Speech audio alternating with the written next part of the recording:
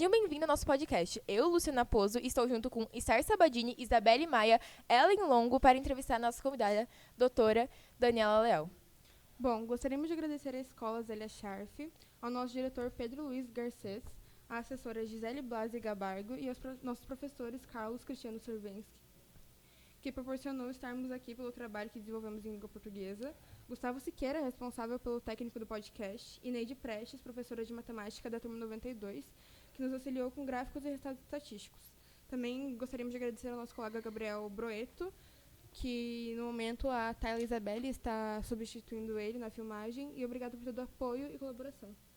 Hoje, a gente vai falar sobre o uso da internet em crianças e adolescentes. É um assunto realmente muito importante que abrange muitas questões e perguntas e também muitas dúvidas sobre isso. As pesquisas elas foram feitas pelos alunos do 9º ano das turmas 91 e 92 sobre a coordenação do professor Carlos Cristiano.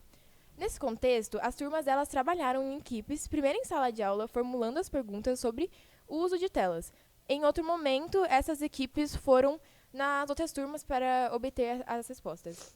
Logo, formularam os dados estatísticos e os cartazes com os gráficos desses resultados. A gente também pode observar que esses dados todos foram obtidos dentro da escola por alunos da primeira série ao 9º ano, mas teve alguns grupos que também fizeram essa pesquisa com os alunos do ensino médio. Terceirão e muito mais também. Isso. Vamos explorar as principais ideias e conceitos relacionados a esse tema. Perguntar para a nossa convidada, psicopedagoga Daniela Leal. Agora, a gente vai conversar com a Daniela, que é uma especialista, que é doutora em Psicologia da Educação. Vamos aproveitar essa oportunidade de estar com a senhora aqui e pedir para que a senhora se apresente e nos conte um pouco dessa trajetória profissional e o que chegou até aqui. Olá, é um prazer estar aqui com vocês, né, nesta manhã e poder conversar um pouquinho exatamente sobre um tema que hoje tem cada vez mais, né, despertado curiosidade, interesse, mas também dúvidas, né? Então, como você falou, Daniela Leal, podem me chamar de Dani também, né? Eu sou psicopedagoga clínica institucional, sou pedagoga de formação inicial, tenho mestrado, doutorado na área de psicologia da educação e pós-doutorado na psicologia. E trabalho exatamente com as questões de aprendizagem e desenvolvimento, né? Então, pensar a questão do uso das tecnologias, da internet, do uso dos celulares, isso é um ponto principal para mim, pensar no processo de aprendizagem, ou questões de memória, atenção, ou mesmo o sofrimento que pode causar o uso excessivo, né, dessas tecnologias. Então, Dani, a gente queria te perguntar sobre o uso excessivo do celular, porque a gente fez uma pesquisa nos nossos cartazes e deu que as pessoas ficam mais de 5 horas por dia. E você poderia nos contar o quanto isso é prejudicial? Então, se a gente pensar, né, que em questão de aprendizagem, ou, por exemplo, de memória, de atenção, né, quanto mais tempo eu passo nas telas, mais tempo a minha atenção é reduzida. Por quê? Porque a velocidade da internet, a velocidade das telas, ela não é a mesma da nossa memória, né? Então, para a gente ter atenção sem concentrar, a gente precisa de um tempo maior. Sim. Mas quando eu fico nas telas, aquilo é muito rápido, né? Imediato, a gente passa muito rapidamente pelas informações. Não, sim, e também porque isso é prejudicial quanto à saúde, quanto na questão de memória. Sim. Quanto as pessoas às vezes se desligam e não querem sair, preferem ficar em casa jogando. Sim. Isso com certeza prejudica muito na questão de se socializar com as outras pessoas, né? Porque a pessoa daí fica muito dependente disso. A gente acaba passando mais tempo na frente das telas, né? Olhando para essas questões, do que, na verdade, como você coloca, socializando, né? Ou mesmo a gente sai. Vai para um lugar, um restaurante, um barzinho, alguma coisa. Aí você olha as pessoas, estão todas em volta da mesa. Com o celular na mão. Mas com o celular na mão. Até criança, né? Sim. Tipo, então a gente acaba não prestando atenção mais no outro, né? Nem escutando o outro, né? Nem escutando. Principalmente as crianças hoje em dia não conseguem, vamos supor, aquela criança que é muito quieta, que a mãe diz que prefere o celular, assim, que é uma coisa boa. Mas não é porque a pessoa tem um monte de criança brincando e só ela no celular, isso não é normal. Sim, isso também pode ocasionar, por exemplo, em diagnósticos equivocados, né? Eu posso considerar, dar um diagnóstico lá, um CID para a criança, e na verdade o que ela tem é porque a gente não coloca ela com outras crianças, socializando. E tem gente que não dá limites a isso. E realmente, é uma questão dos pais observarem também essas crianças, né? Porque mesmo que a escola tenha esse trabalho da educação, também veio essa nova lei do celular. O vício é algo muito difícil de combater, então uma criança que é realmente viciada com o celular, eu acho que não prejudica muito. 87,5% dos adolescentes e crianças das pesquisas sabem o que é um vício.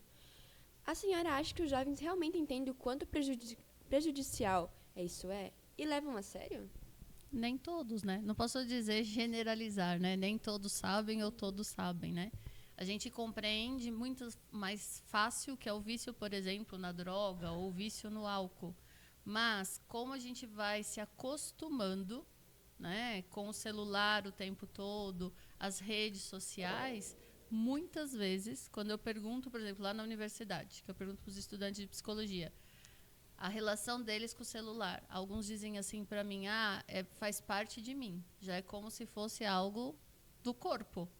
Né? Então, veja, eles entendem, eles estão na psicologia, eles sabem o que é vício. Mas é difícil a gente se distanciar e dizer, bom, eu estou literalmente viciado nos celulares, nas redes sociais. Até porque a gente não pode negar que o celular ou a internet, né, as redes, elas também trazem benefícios. Não é que elas são só maléficas, né?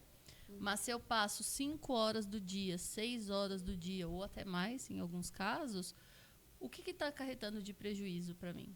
No serviço, na escola, Que tu até nas fica mais relações, lento, né? Porque apitou o celular ali, você está trabalhando, vocês estão estudando. Apitou o celular ali, chegou uma mensagem, vocês conseguem não olhar? Não. Pra falar a verdade, tem que olhar. Saber o que é? Tem a dificuldade. Eu preciso saber. Ou então, outro dia eu estava conversando com uma estudante, ela disse assim, nossa, ficou meia hora sem aparecer nenhuma notificação. Eu tinha que abrir, porque alguma coisa estava errada. Será que me cancelaram? Será que não sei o quê? Então, ao mesmo tempo que a gente sabe que aquilo é um vício, se afastar do vício também é difícil, né? E aí, nas tecnologias, assim como no uso de drogas ou no uso de bebidas, a gente também passa por aquele período de abstinência, né?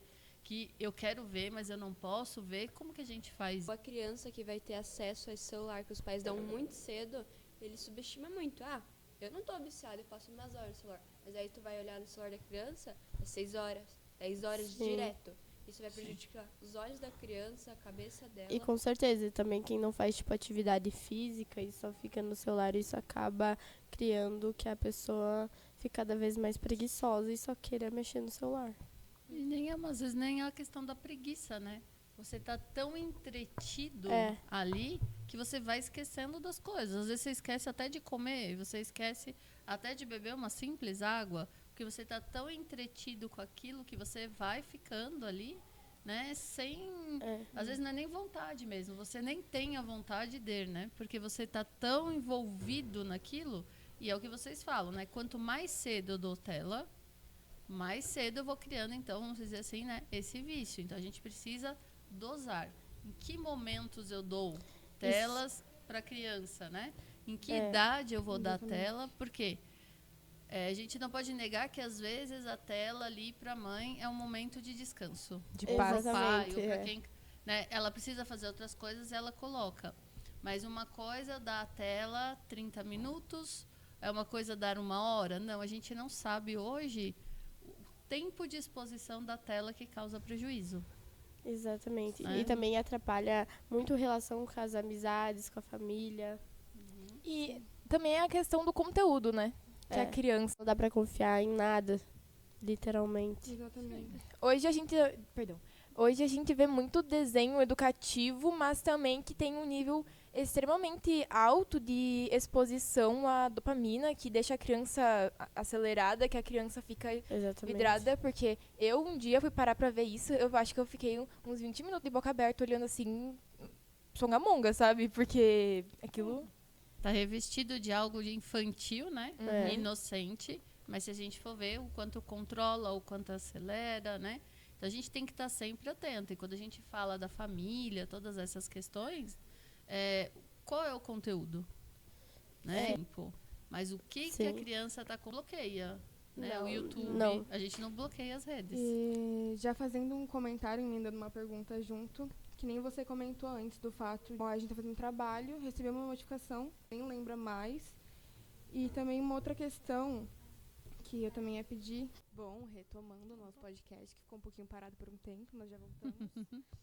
Eu vou retomar com uma pergunta que, bom, de acordo com as nossas pesquisas, 80% dos jovens utilizam a internet como principal fonte de informação.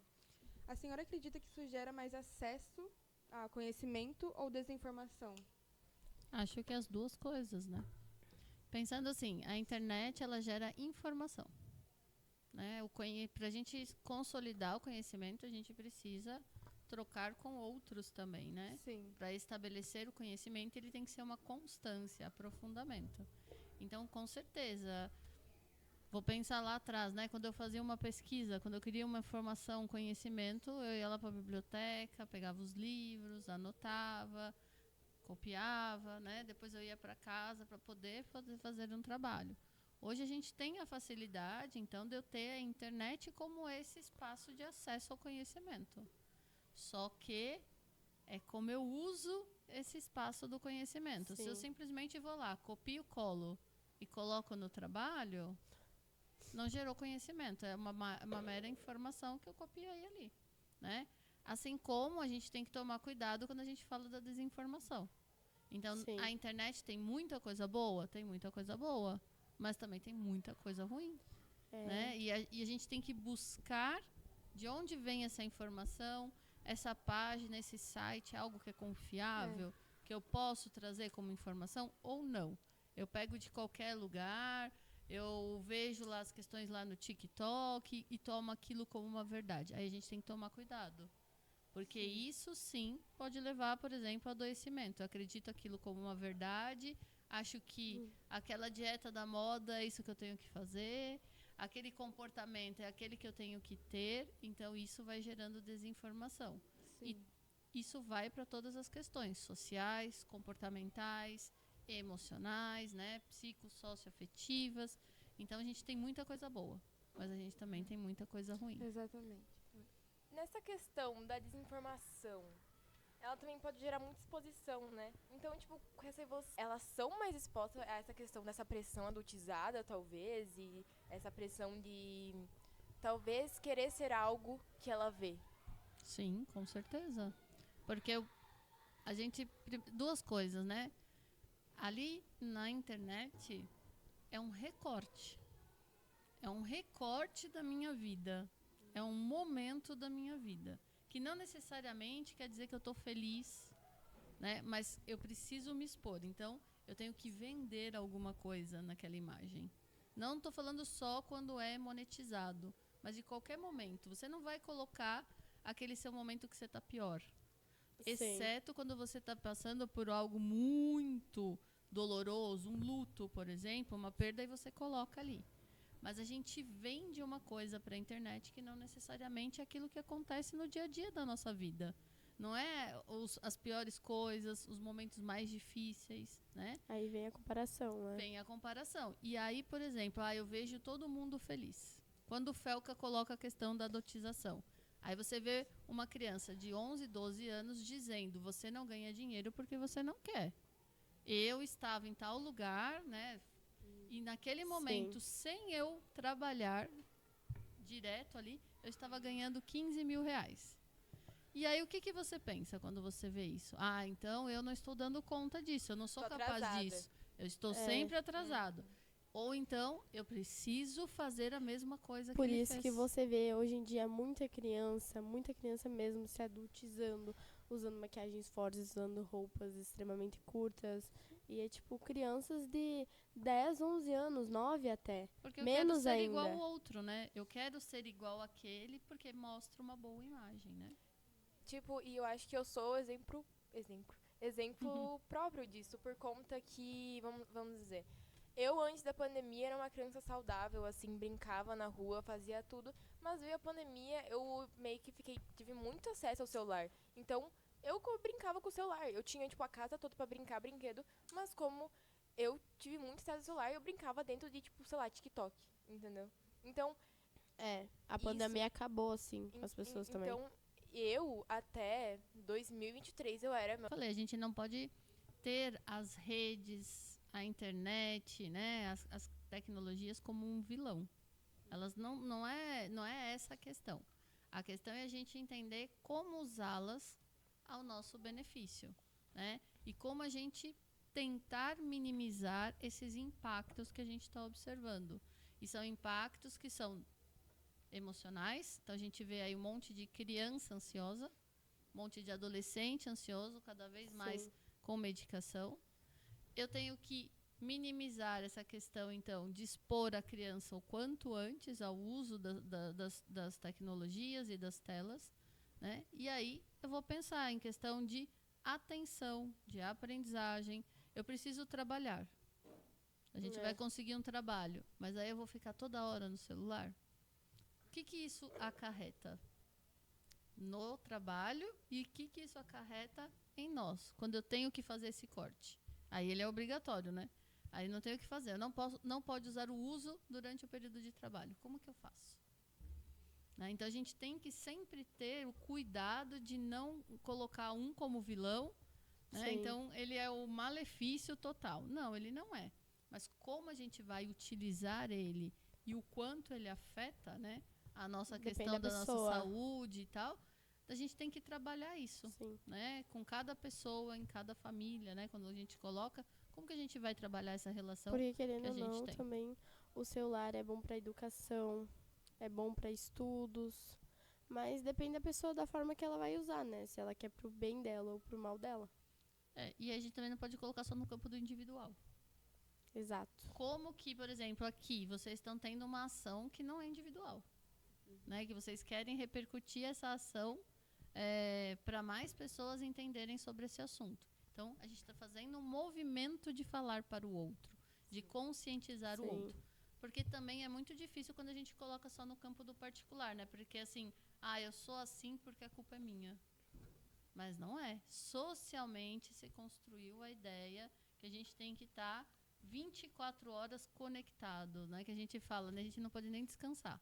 Porque se eu chegar em casa, deitar no sofá, parece que é um crime. Ou eu não estou na internet, ou eu não estou trabalhando. Parece que a gente não se sente mais útil, né? Fazendo uma atividade.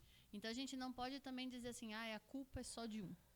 A gente tem um social todo aí que influencia. Por isso que é bom, em vez de tipo, tu trocar por atividades, exemplo, estudos, tu pegar um tempo para ela tirar do celular e fazer atividades físicas, ou estudar um pouco.